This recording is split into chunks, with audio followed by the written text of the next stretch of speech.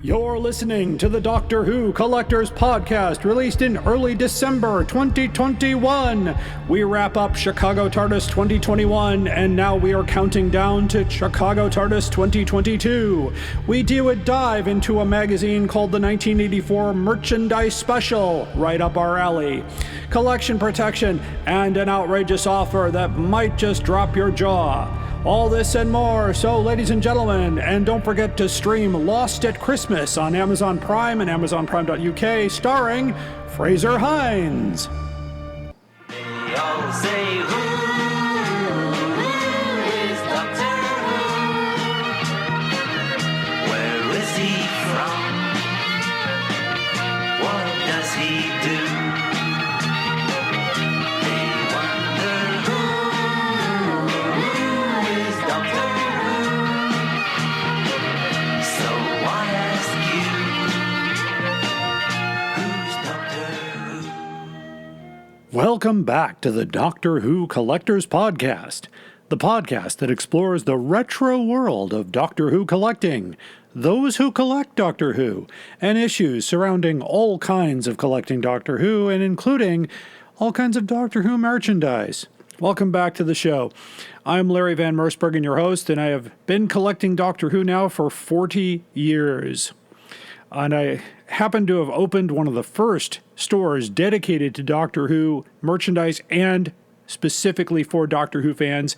Back in 1984, we called that store Bundles from Britain, and the rest is history. And we are mentioned in a great book about the history of Doctor Who in America, and it's called Red, White, and Who, the story of Doctor Who in America. You can find this book anywhere you buy good books, but I have a convenient link to Amazon on our front page at DoctorWhoCollectors.com. We don't get anything for it, but we're happy for you to have it in your collection. I'm very excited, of course, to announce that we are, of course, part of the Direction Point Doctor Who network, and you can find some of our other sister podcasts at directionpoint.org. If you happen to be a Doctor Who podcaster, there is no cost to join the network. The network can only help you. If you're going it alone, I suggest you join the network and join veteran podcasters who can help you reach a larger audience. So you can join the ranks of the old Doctor Who show, Time Streams, Police Box in a Junkyard, the Doctor Who Target Book Club podcast, and Traveling the Vortex. I am the CEO and director of Direction Point, so I'm happy to answer any questions you have. For more information, you can go directly to directionpoint.org. You can also find us on Facebook at Direction Point. I also like to include resources for collectors, and I include these in every episode. The two great resources for collectors include timelash.com to keep track of your books, vinyl, CD collection, videotapes, audio tapes, Betamax tapes, anything you can think of. The only thing they don't keep track of is figurines and action figures and things like that, but you can find just about everything else. And you can log in and set up an account for free, no cost, and you can catalog your own collection. I use it as part of my cataloging. So a special thanks to Mr. Dan O'Malley, who set that up for free. If you're looking for a specific item, or you don't know, or you have a question about whether something exists, I had a great question come up recently about the Doctor Who tin banks. They came out in the 80s, and there was one with Tom Baker on it and one with Peter Davison on it, and someone said they thought they saw one with Colin Baker, and I had to look up in the Transcendental Toy Box where, no, they never made one with Colin Baker, so it was something they did not see, as a matter of fact. So you can look it up at Howe's Transcendental Toy Box at doctorwhotoybox.co.uk. Copies of Howe's Transcendental Toy Box books are very hard to find and are not very complete, because once you put something in print, something else comes out or something else is discovered. It's hard to keep up, but the website is up to date.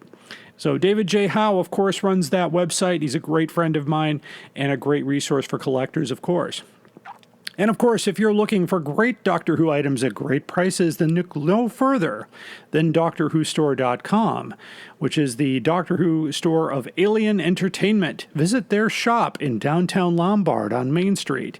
It will change your whole perspective on what Doctor Who buying is all about, and we're proud to be somewhat sponsored by them in name, and so we're happy to have them on here.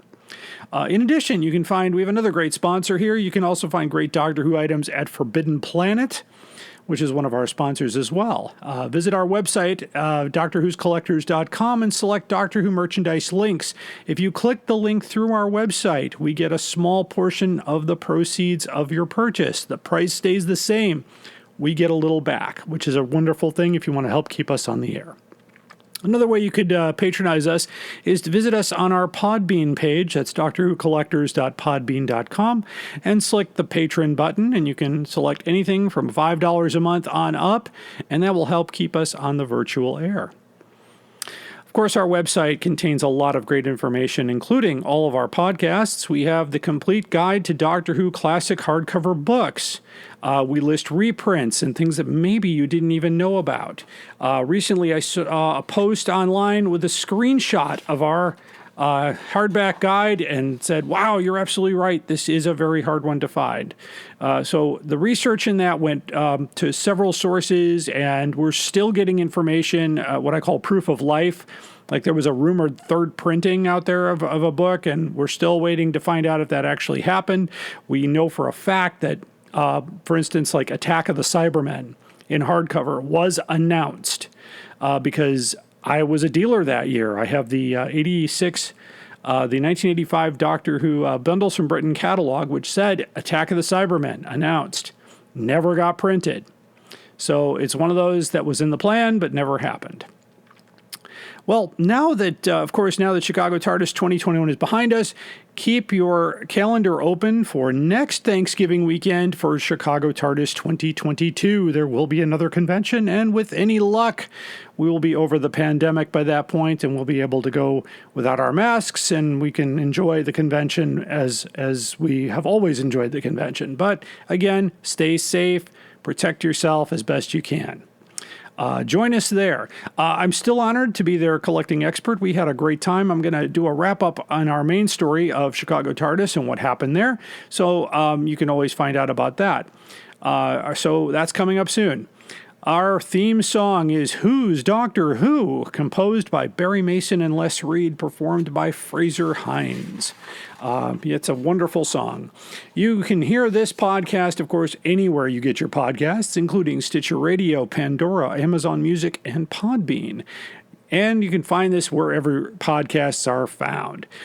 We are a Direction Point Network podcast. Find out more at directionpoint.org.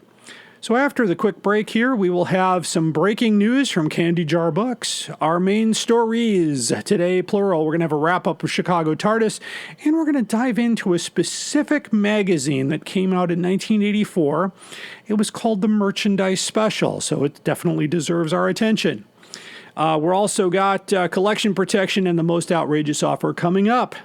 Stay tuned. Hello, fellow time travelers, and welcome to the Doctor Who Target Book Club podcast, the only podcast to discuss, in story order, all the Doctor Who novelizations. My name is Tony Whitt, and every 2 weeks or so, I'm joined by a 2 to 3 person discussion panel, including our so-called expert who's been a Who fan since 1979. That would be me. We also get the views of intermediate, casual, and novice fans who either have never seen the show or who have never read these books until these podcasts, including Dalton Hughes and Alison Fitz-Seyfried. You can find us on iTunes, Stitcher, Spotify, or wherever you find good podcasts, or even ones like ours. You are listening to the Doctor Who Collectors Podcast, a Direction Point podcast. Keep collecting. I would like to invite you to take a trip across all of time and space. Join us in the police box as we discuss the worlds of Doctor Who in a completely random order. We discuss it all. TV stories, audio adventures, novels, nonfiction books, and on and on and I'm your host, Eric Branson. I would be very happy if you join me for the Police Box in the Junkyard podcast. The Police Box in the Junkyard podcast is a proud partner of the Video Junkyard podcast and can be found on most major podcast platforms including SoundCloud, Podcast Addict, Stitcher Radio, Google Play, and Spotify. You are listening to The Doctor Who Collectors Podcast. Up there is the scanner, those are the doors, that is a chair with a panda on it. Sheer poetry, dear boy. And now on to our main story. We just wrapped up Chicago Tardis 2021 and already counting down to Chicago Tardis 2022. So it was a great convention. What a wonderful weekend. I had some great moments, including standing in line behind Mr. Colin Baker when he was buying coffee. And it was a funny story, actually. He had a lot of loose change in his pocket, and the Starbucks person said, "Oh, could you please pay me in all change?" And Mr. Baker was like, "Pay you in change." And I happened to say, "Well, Mr. Baker, we do have a national currency shortage." And he turned around to look at me kind of dramatically and said, "Is there really? And I've been carrying it in my pocket the whole time." So it was quite enjoyable. Also had some wonderful moments with Michael Jaston, who played the Valeyard. What a wonderful man, just absolutely full of stories. The delightful Colin Spall, who's been in numerous Doctor Who stories. In addition to that, had a quick word with Jason Haig-Ellery, the CEO of Big Finish Productions. Just a quick, he got married recently, so we congratulated him on that, and also just the great work that they do at Big Finish.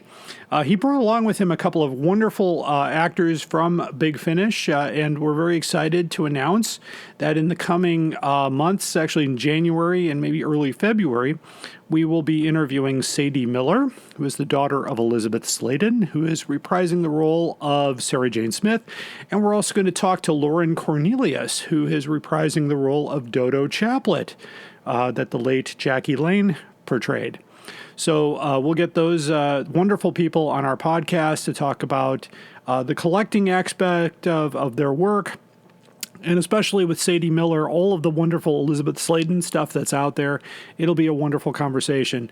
Also, coming up in the new season, we've got David J. Howe. We'll talk about his new Who adventure book, which is about the Virgin new Doctor Who adventures. And, of course, classic hardcovers 1977 with our Target book expert, Tony Witt, and many more things. Anyway, back to Chicago Tardis. Here's exactly what I was doing there. I already announced what was coming up, so here's how things went. I was on a panel Saturday morning for examination of the trial of a Time Lord, and we went episode by episode, kind of breaking down that short 14-episode season. The shortest season in Doctor Who history. And it was a very cool talk, of course, with our good Direction Point friends, Assad and Nathan. And it was a wonderful time. Of course, a lot of panels were geared towards the guests, I guess. We had Colin Baker in the house, so it was a time to talk about the Colin Baker stories. Of course, my big panel, which was a huge success and actually may lead to other great things at Chicago TARDIS, and that was the Doctor Who Collecting Tips from a Professional Collector, where I boxed up most of my room and brought it to the Westin Hotel. I received so many wonderful comments in person. It was a magical moment. It was every time you do this, it just really inspires me. So it was one of those wonderful moments. We did a bunch of giveaways from some of our sponsors, including a collection protection starter kit from Bags Unlimited Incorporated, bagsunlimited.com for all your collection protection needs. So it was a wonderful time.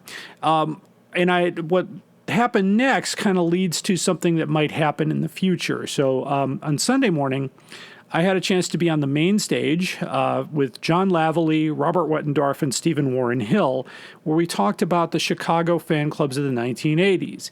And that was the first time I was able to tell the Bundles from Britain story in a Doctor Who convention on a main stage. The same stage where the celebrities sat. It was really quite moving for me. And in addition, when John Lavallee mentioned his history in doing work with the club he was a part of, he mentioned the convention at Elk Grove High School. And I said, wait, did you mention Elk Grove High School? And he said, yeah. I said, I was a dealer there. That was one of the first Bundles from Britain conventions. And I remember it well because the fire alarm went off, and he verified that the fire alarm did go off. And I was like, wow, this is such a small world. And we also talked about, where the pirated videotapes came from, which was, I think the epicenter for that was a group called the Emissaries of the White Guardian in Skokie. And there was a guy in Worth, Illinois with the Unit Irregulars who used to invite people down, bring your VCR, and they would hook them all up together, and they would do mass copying of tapes to kind of distribute the tapes and then eliminate the cost of the people that were selling them, basically. So it was that. It was a wonderful session, but it led to a suggestion from a person in the audience to have a museum room at Chicago Tardis. And I thought, so I brought it up as well. They wanted the idea was for some of the illegal artwork that was done during that time period, which includes artwork from the many companions of Doctor Who, where I was a member, and that artwork was done by the late Bill Eubanks. We thought, why not make it a permanent Doctor Who collecting exhibition? And I could do tips from a professional collector throughout the convention and have a chance for people to see stuff up close and not have to worry about going to a specific panel. So I'm hoping there's a room that it was open next to the autograph or next to the photo pickup room. And if they can get that or something similar, that maybe we can get a volunteer or a security person to sit outside the room and we can make that room happen. So if you're a Chicago TARDIS attendee and you think that's a great idea, send that feedback to the doctor all together at chicagotardis.com. Also, if you attended any of my panels and you want to leave some feedback for those, please also send that to the doctor at chicagotardis.com. And I finished up the talks with a couple of wonderful programs here on who is the Sixth Doctor. I worked with that with Christina Broxson. It was her first time being a moderator, so I was trying to help her out, and she did a wonderful job. She also had an amazing Sixth Doctor costume. We talked about the Sixth Doctor from TV through Big Finish through Virgin Books. And then I finished up with Doctor Who podcasting behind the microphone. Eric Branson and I, both Direction Point people, we talked about Direction Point. And unfortunately, it was not very well attended. It was kind of a poor time slot for that. But that's okay. We still got the word out. We're still pushing that word out. And then I closed the convention with a wonderful opportunity in the gaming room. I had a session on how to play War of the Daleks. And I brought 2 working games. Now, I only had enough people for 1 game. So we had 1 game going, and it was a lot of fun to see the game being played. The game was made in 1975, so it's 46 years old. And the game works perfectly. The little Daleks, you can see some of the photos on the Chicago TARDIS Facebook page or on the Doctor Who Collectors Facebook page. What a wonderful time it was. And just the chance to be in person this year and the chance to meet old friends and see a lot of different people and talk to people and be able to interact. We were all masked, and you had to prove your vaccination status or a negative COVID test within 72 hours of your attendance. We had no incidents from what I understand. There was no problem with that.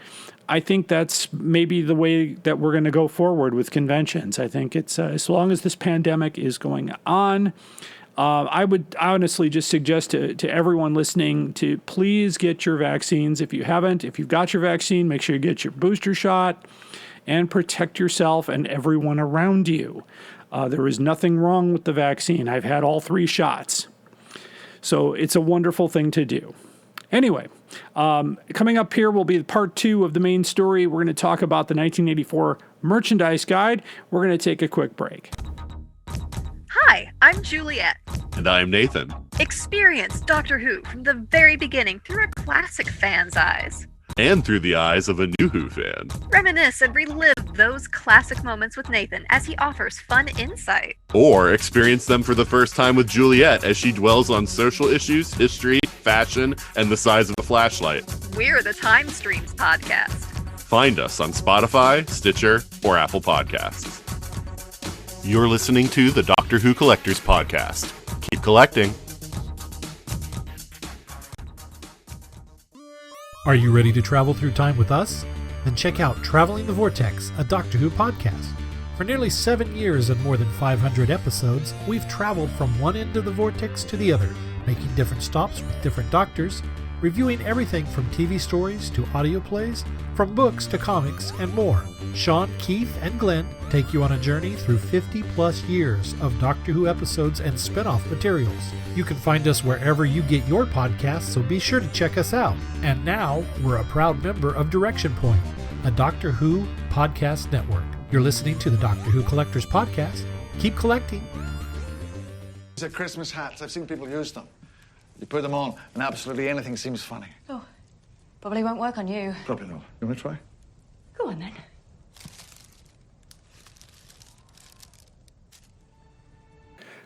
Welcome back.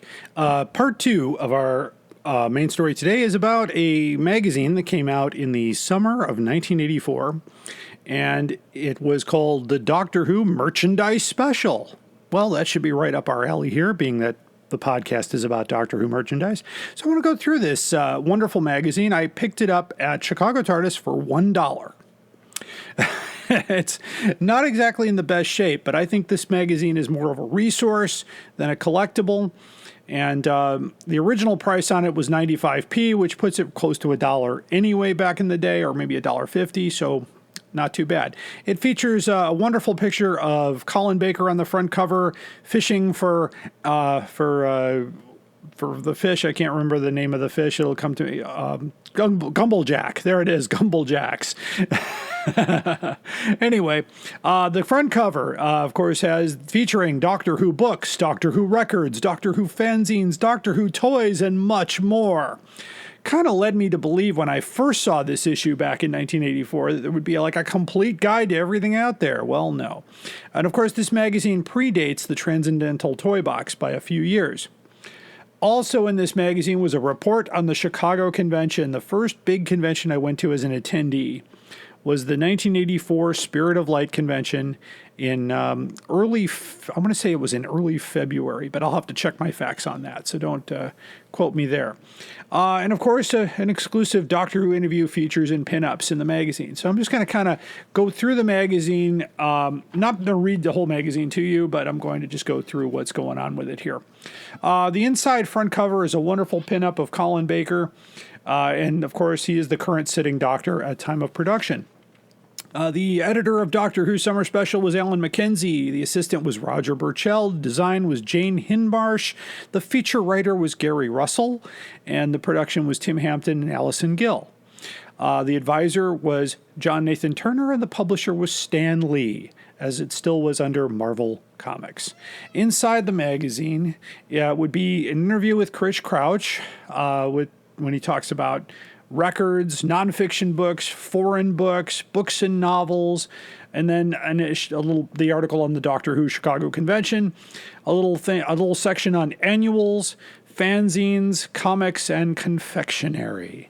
So it not exactly a complete guide, but a pretty good opening volley as far as merchandise goes. And of course, since I actually read this magazine. I don't have it. My original copy from 84, I'm not sure what happened to it.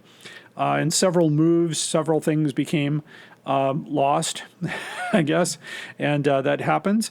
But I'm glad to pick this up again because it gives me a fresh insight of what was, the idea of stuff back then. Of course, in the United States, it was impossible to get a lot of these items because they were in the UK. In fact, some of the ads in this magazine for ordering stuff, you couldn't even do it because the postage requirements were not listed for United States shipping back in 84. Now, Bundles from Britain was an active business in 1984, late 84. This is kind of the magazine that came out the summer before I opened the store. And that's when I contacted many of my friends in England to say, hey, I'm trying to find this stuff. And they said, sure, we can help you. And so they were very happy to go to bookstores and things in their neighborhoods. And as long as I sent them the correct postage, it was all good. Today, of course, we've got the internet. We've got Amazon UK. You've got eBay UK. You can basically order things from the Who Shop International or Australia's area. You can get anything from anywhere in the world. It was not so easy back in 84. and it took a long time. So let me start off with what's in the magazine here. So it says right here on the first page, this special does not mention anything. So many items are long since unavailable or forgotten that they haven't warranted a mention. I've deliberately steered away from the much chronicled Dalek toy side of things. What we are looking at are the books, records, and toys pertaining to the program, and also a glimpse at the fans in the program and their undeniably important contribution to the wealth of material that exists. It also seems relevant to ask BBC themselves about their licensing laws, who gets franchises for what and why. So Christopher Crouch was the man who was interviewed for this. And I must offer my thanks to David J. Howe, whose assistance and enthusiasm for this project has been invaluable. So our good friend David J. Howe was, of course, involved with all of this. He's been a collector for a long time, probably longer than me, as a matter of fact. But he and I have a great friendship, and we'll have him on the podcast again soon. We had him before. But, of course, it doesn't surprise me to see his name on this article. So as I go through this, just looking at some of the pictures, most of the magazine is black and white, and there's a special color section in the middle. But the first thing you see in the top third of the page is the Doctor Who Give a Show projector by Chad Valley. I do have one of those in the collection. Sadly, the projector doesn't work, but I've got all the slides. So I'm still in search of a Chad Valley projector that's red. And I'm looking for one that's working. So if you happen to know one, shoot us an email at drwhocollectorspodcast@gmail.com. Throughout the magazine, they have pictures of the Doctor Who annuals, not in order, because they start with the Tom Baker annual. I can't see the year on it. It looks like 81, excuse me. And then the 1966 annual, then the 78 annual. They have a couple of Clockwork Daleks at the top of the page. I have a 40th anniversary reprint, a reproduction of that. And the Doctor Who Jigsaws, featuring scenes from John Pertwee stories, including Day of the Daleks. I have a couple of those. Wonderful to find those in any condition. The next page has some more puzzles called The Enemies of Doctor Who that feature the Zygons, the Krawl from the Android Invasion, and the Sontarans. They try to throw in a few Daleks here and there. Looks like the Mark's Daleks, a couple of those. And then a short black and white image here of the Dennis Fisher action figure toys, which include the giant robot, the Cyberman, the Dalek, and the K9, which happen to be four of the most difficult to find of those items. I've been tracking on eBay a Dennis Fisher K9, but it's not clear if the K9 is actually in the box. There's no pictures of the K9 itself. It's just the box. So I'm waiting for more information on that. The next page, of course, there's another Dalek, but the photographs are very difficult to see. This is 1984. The photo quality is very low. Then we start this color section, which is really nice. At the top of the page are a couple of small statuettes on stands, one of Roger Delgado and one of Anthony Ainley. And then to the right of that is one of the Doctor Who tin banks that I mentioned earlier in the podcast. This one has Peter Davison. I also have that one with the Tom Baker one. And then there's a full color picture of all the Dennis Fisher action figures, excluding the TARDIS. But there's K9, the Cyberman, Tom Baker, Leela, and the giant robot. I have the TARDIS, Tom Baker, and Leela. So the giant robot, the Cyberman looks awful, by the way, and the little K9, very difficult to find. As we continue the color section here, we've got a section on Gallifreyan Grooves, which is about records. And basically, it's I'm going to just read a short part of this article here because this is a really funny introduction. But it says, in this section, we'll be taking a look at all the singles and albums that have been released in tie with Doctor Who. I have, it should be noticed, deliberately missed out on a couple of things. If I were to try to list all the appalling versions of the theme tune on assorted Jeff Love and his music-type cheap albums that cover lots of TV themes, I could be here until doomsday researching them, let alone finding time to write about them, so I've ignored them. Secondly, there have been records that pick on names or things from the world of Doctor Who that aren't really relevant. Groups such as the Cybermen, K9, Hassel the Dalek, aka Dalek I Love You, whose first single came out in '79 and was called Destiny. possibly one of the only merit is the B-side to the single by the Human League, which you have heard of, called Tom Baker, which soon came out after the announcement of his retirement from the series. So it's really something else. And there are a lot of records to be out there. Doctor Who, of course, the 12-inch, there was, of course, all kinds of stuff. Mankind produced one. I have that one, the disco version of the theme music with some random lyrics in there. There's also a face that shows a head cutaway from the words Doctor Who floated out of the 12-inch. There was one on Pinnacle Records and Motor Records. Blood Donor called Doctor ? I have that one. And so they talk about a lot of these different records. They have a big picture here of Doctor Who and the Pescatons on Argo Records. I have that one, and I also have Doctor Who and the Pescatons from the Australian Record Club, which is really unique. It's got a different cover, and you could only get that if you were a member of that record club. On the next page, a big picture of the Doctor Who sound effects record. I still have that one. And for some strange reason, they put a copy of the another picture in black and white on the opposite page. So I think they were just trying to fill space. So, and of course, they do talk about the John Pertwee recording of Who is the Doctor, which was on Purple Records, and then later on BBC Records, Doctor Who is Gonna Fix It. And they quote some of the poem here that he rules here. I cross the void beyond the mind, the empty space that circles time. You know the rest. So it's a nice article here on the records. There's so many things, so many records came out, and I plan to do a podcast on the records when I can get a complete list of all the records that were released, including the records he did not write about. So I want to make sure that's complete. The next section he talks about are nonfiction books. There are so many. As of today, there are a countless number of nonfiction books dedicated to Doctor Who. In 1984, that list was significantly shorter. So the book that they start with here is the Doctor Who, The Making of a Television Series by Alan Rode, with an introduction by Peter Davison, which came out right at the beginning of his run. Of course, John Nathan Turner, Eric Sayward, Peter Moffat, and other people came up with their own little insights. And lots of quiz books, and of course, Doctor Who, The Celebration by Peter Haining and The Key of Time. You know, those all came out as well. Also crossword books and other texts, The Unfolding Text, which was brand new when this issue came out. Lots of that. And then if you go forward, there are just so many. Foreign Doctor Who books. There are books published in other countries. I did go through some of those in one previous podcast. I have quite a few. I have ones from Portugal, from Brazil, from France, and from Germany. I had a friend of mine who had the whole run of Japanese books. Those are very difficult to find. But those are nice to have too. Also comic books. We have a lot of Doctor Who comic books, but back then they only referred to the Marvel premiere featuring Doctor Who, which were 4 comic books that were reprints from the Doctor Who Weekly magazine. Very collectible. And a small photo here of Doctor Who, The Unfolding Text. So that's the start of that.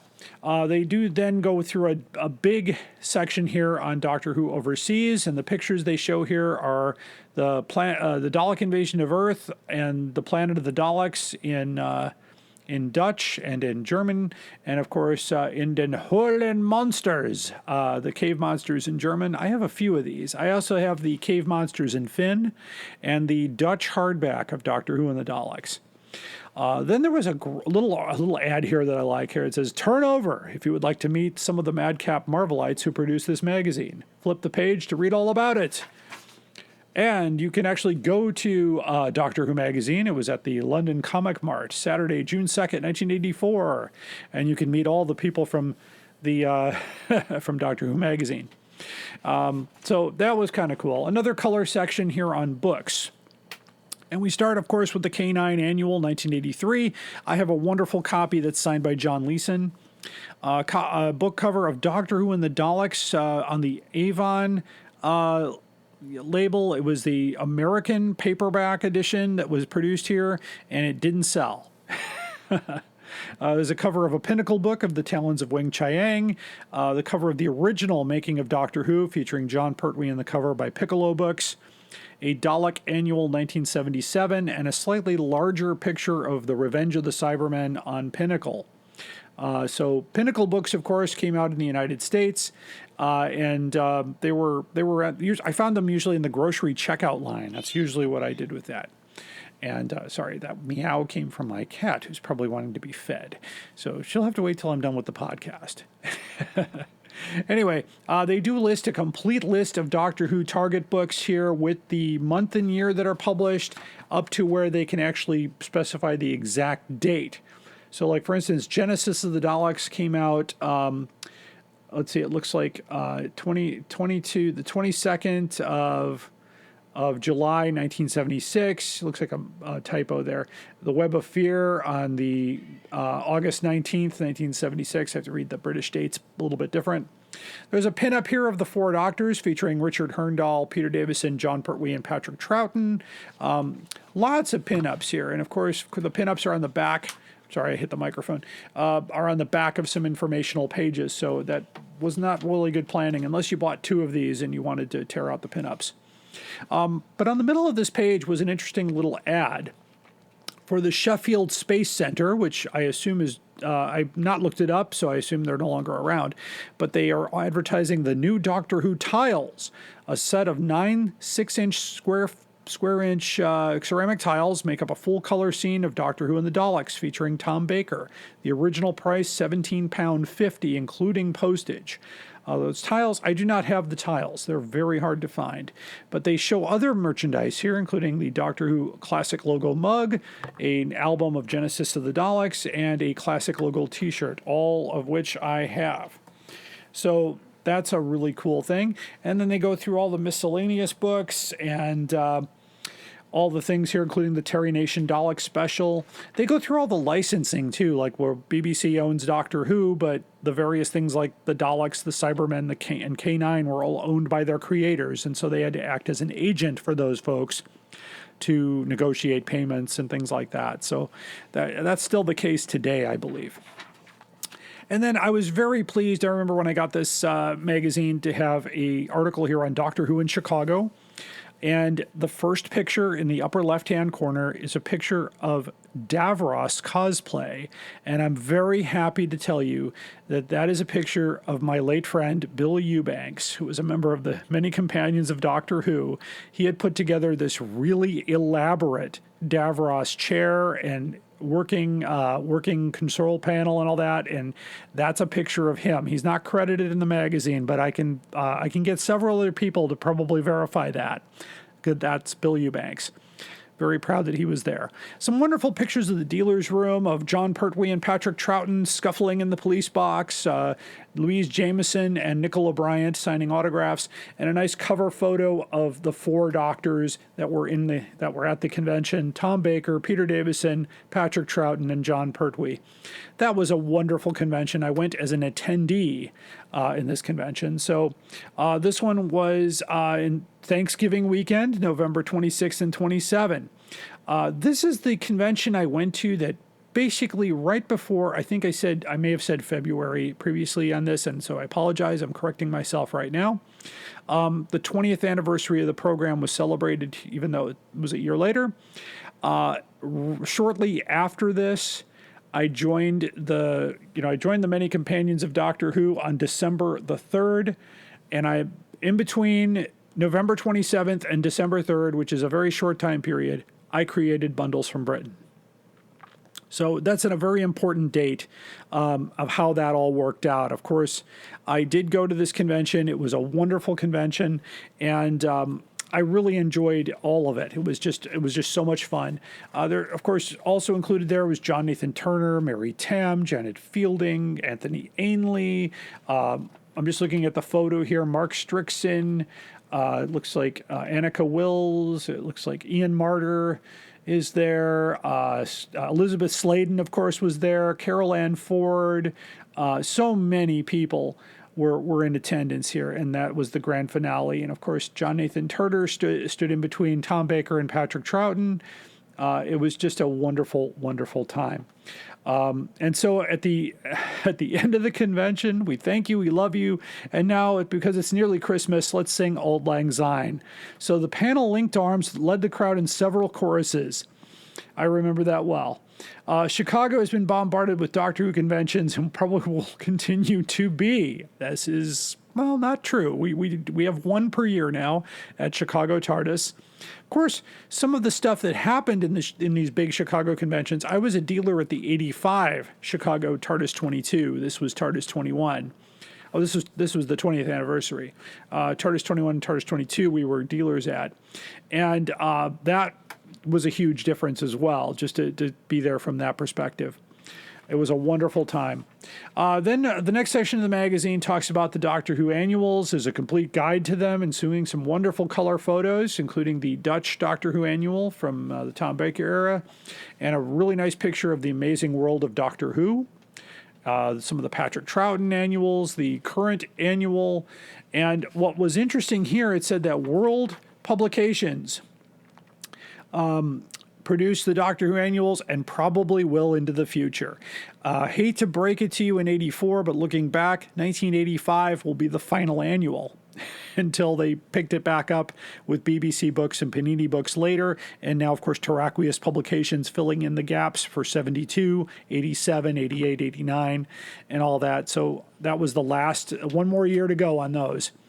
Next, of course, they talked about fanzines, and we talked about fanzines a few episodes back, but they list a few here, like Jack, the Black and the White Guardian, the Frontier World, Scarrow, a Doctor Who magazine, Rassilon, Shada, Eye of Horus, and all that wonderful stuff. And the next section here is on the comics, and they have some wonderful pictures here, black and white, of course, of the first Doctor Who monthly magazine, couple Doctor Who weeklies, the Countdown and TV Action, and a couple of the Marvel premieres. So that's the first thing. When they say the Doctor has been a staple British comic character since the first days of the show, all the way through from 64 in the annuals. And of course, there was also the Walls ice cream book for the Patrick Troughton Doctor, into TV Action for John Pertwee's Doctor, and of course, the Doctor Who weeklies. The final part of the magazine is on confection. So they don't have any pictures here, but they list, of course, there was some chocolate eggs. There was the Sky Ray Lolly by Walls. And it was a good idea if they got on the Doctor Who Dalek bandwagon and issued a set of cards in 1968 featuring Patrick Troughton's Doctor. That's the Walls Doctor Who Adventure book. In 72, Nestle's Chocolate, of course, had John Pertwee on there. John Pertwee also appeared on Sugar Smacks cereal boxes.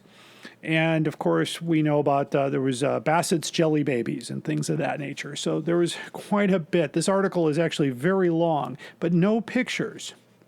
And then they follow up the final part of the magazine here with a selection of artwork featuring the Tom Baker as drawn by Walt Simonson.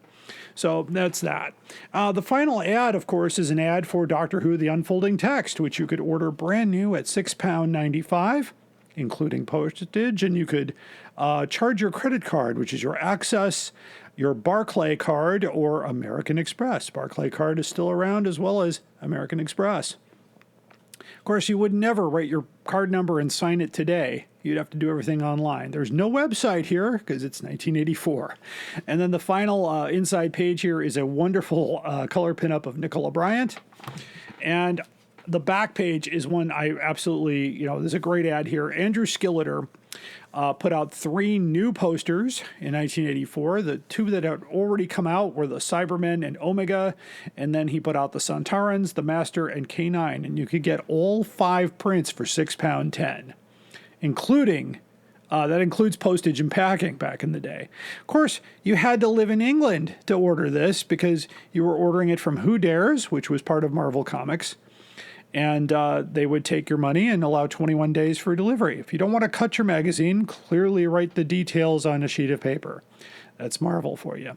So that's the Doctor Who Merchandise special. You can probably find a copy of this on eBay. I wouldn't pay more than $5 for it.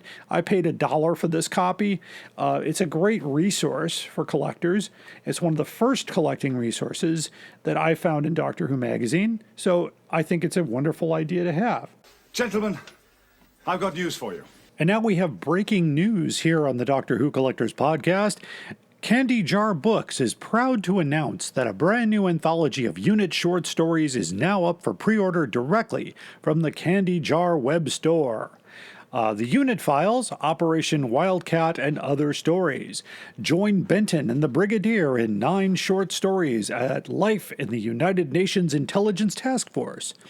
Ever wondered what happened on Benton's first official day in unit, or why he left to sell used cars? Ever wonder how Benton earned his sergeant stripes? Or what he got up to on his days off? How does unit select new recruits? And what happens when the cleanup after an alien incursion goes wrong? In Operation Wildcat and other stories, you'll find these things out and a lot more. A lot of stories available there. The Benton Files 2. It's all in the mind, or is it? Retired Sergeant Major John Benton recounts 2 more tales of his experiences serving under Brigadier Lethbridge Stewart in the United Nations Intelligence Task Force. In The Lady Jessica Affair by George Ivanoff, Benton and the Brigadier take tea with an apparently harmless elderly lady at her stately home and end up defending the world. In Kenton Hall's Life Assurance, life has apparently thrown a different set of circumstances John Benton's way. Will he be able to find a path back to his true calling? The Unit Files, Operation Wildcat, and other stories is ready for pre-order now. It sells for £25 plus shipping. And by the way, they do ship to the United States. So you can visit that website at www.candyjarbooks.co.uk. But wait, there's more. Mind of Stone Special Edition, straight as an arrow. Candy Jar Books is pleased to announce this book sees Brigadier Lethbridge Stewart sent to prison for destroying a rural English village. It also brings back a fan favorite, Captain Knight, from the 1968 Doctor Who serial The Web of Fear. So Brigadier Lethbridge Stewart has been remanded to the Wormwood Scrubs prison, and his team have no idea why. Secrecy surrounds his case, but his team barely have a chance to process anything before they are sent on a mission to Egypt. Why does it seem Lethbridge Stewart is going out of his way to court trouble from the prison's most notorious inmates? And what does it have to do with well-known gangster Hugh Godfrey? In the Museum of Cairo, Anne Travers and her team are trying to uncover the mysteries surrounding some very unusual stone statues that resemble those held in a secure military facility in Berkshire. One thing connects these events: the mysterious cargo transported by Colonel Pemberton and Captain Knight in August of 1968. So you can also get this one at candyjarbooks.co.uk. But wait, there's more! Candy Jar Books is praised to announce the details of 2 new books for the Countermeasures team. Birds of Passage is the first book of 2 novels that sees Countermeasures team return in print for the first time in many years. And, of course, Birds of Passage, of course, went under a lot of changes. And so it's a really cool thing. Plus, also, the 2 novel, Birds of Prey, will be released in 2022. And a special note here that these 2 particular books are not covered by any subscription plan at Candy Jar Books. So for more information on that, www.candyjarbooks.co.uk. This has been Breaking News. Sad, really, isn't it? People spend all that time making nice things and other people come along and break them. And now it's time for Collection Protection. Collection Protection is sponsored by Bags Unlimited Incorporated at 1-800-767-2247 or bagsunlimited.com.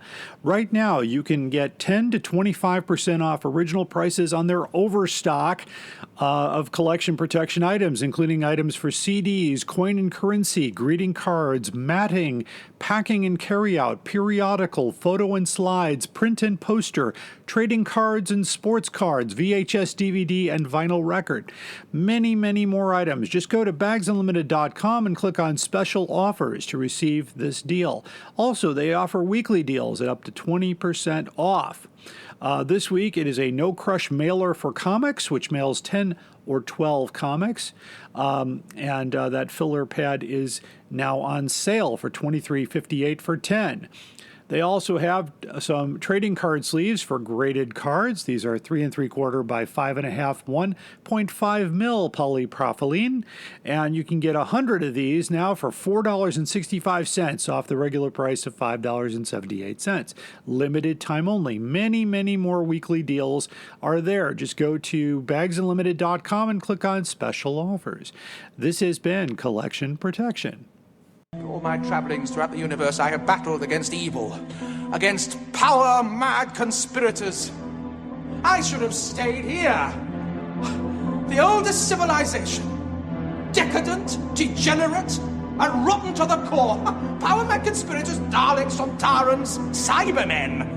They're still in the nursery compared to us. 10 million years of absolute power. That's what it takes to be really corrupt. And now it's time for the most outrageous offer. And an outrageous offer is a Doctor Who or Doctor Who related item that is priced way above the going price or by numerous other sellers as we try to do our research to find better prices on a given item, whether it be a book or a Dalek or something that has, just Doctor Who related that you think, wow, this is a little high. Now, some items are priced high because they are very difficult to obtain or they're one of a kind and not generally available. So I just want to point that out. The item we have here is an item from the new Doctor Who adventures.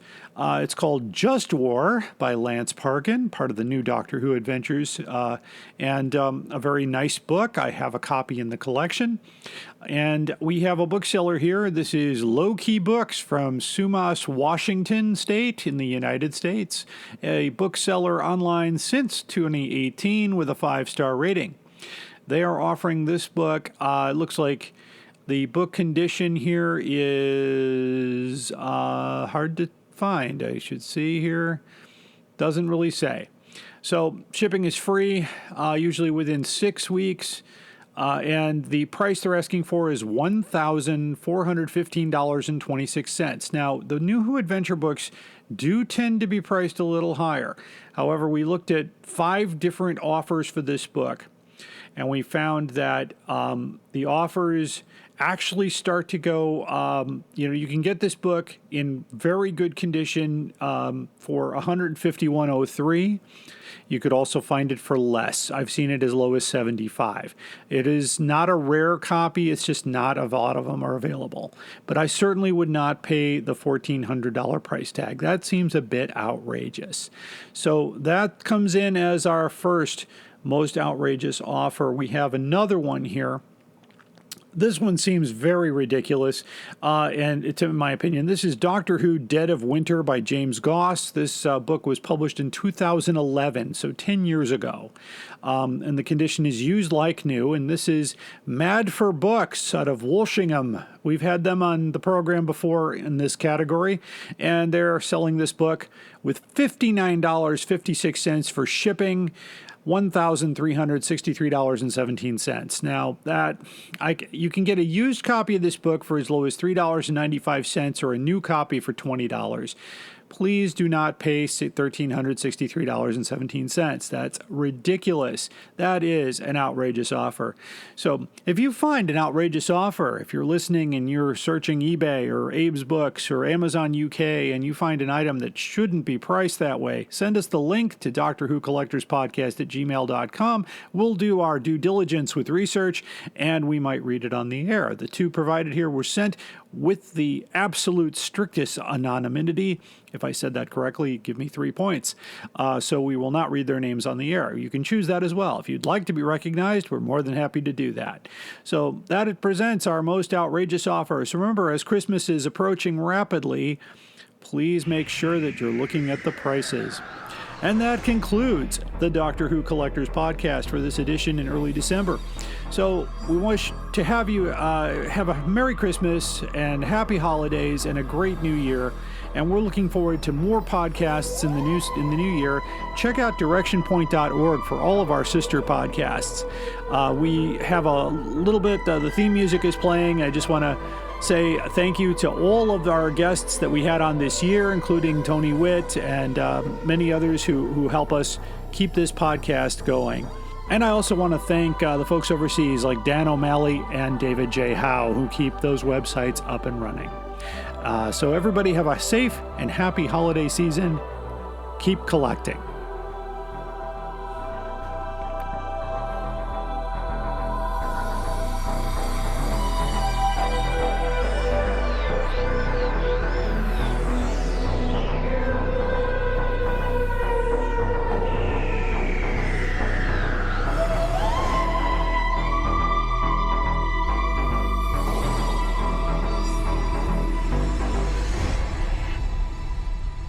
Direction point! Direction point! A Doctor Who Podcast Network.